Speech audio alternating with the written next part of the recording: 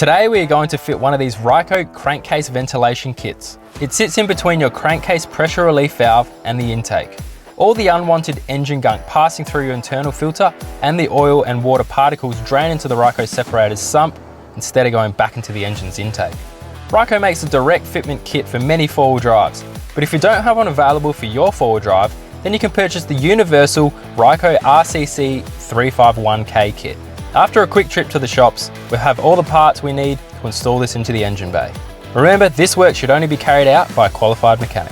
First, you need to do some planning. Work out the best spot to mount your Ryco Catch Can. From there, we need to measure up and work out what hoses we need to join the crankcase breather to the catch can, and then to the port on the engine's intake. I've purchased 2 meters of 16mm hose. You'll also need to select the right reducer, hose joiner, and hose sizes to match the factory hose fittings, which in my case were the 16mm. This kit comes with a mounting bracket, so I just need to pick my location to install the assembly.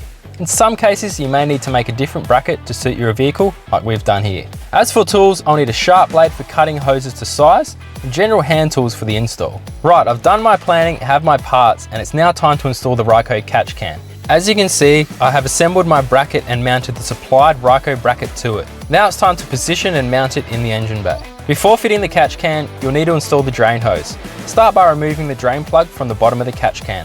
Then take out the rubber seal from the plug and refit. From there, you can insert the drain hose and secure it with the supplier's hose spring clamp. Insert the hose drain tap to the other end and use a zip tie to secure it to the hose. Now insert the Ryco Catch Can into the bracket. With this in place, we can now start working out the correct length of hoses.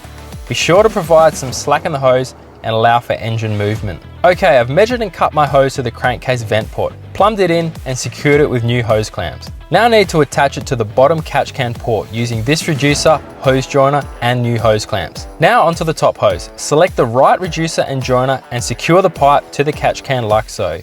Measure your hose to the OEM intake port and cut the hose as required. Connect it to the port using new hose clamps. Once you're happy, start the engine and check for any vacuum leaks. Everything looks sweet here. Remember to drain the catch can every service and inspect the filter. Replace the filter itself every 40,000 kilometers.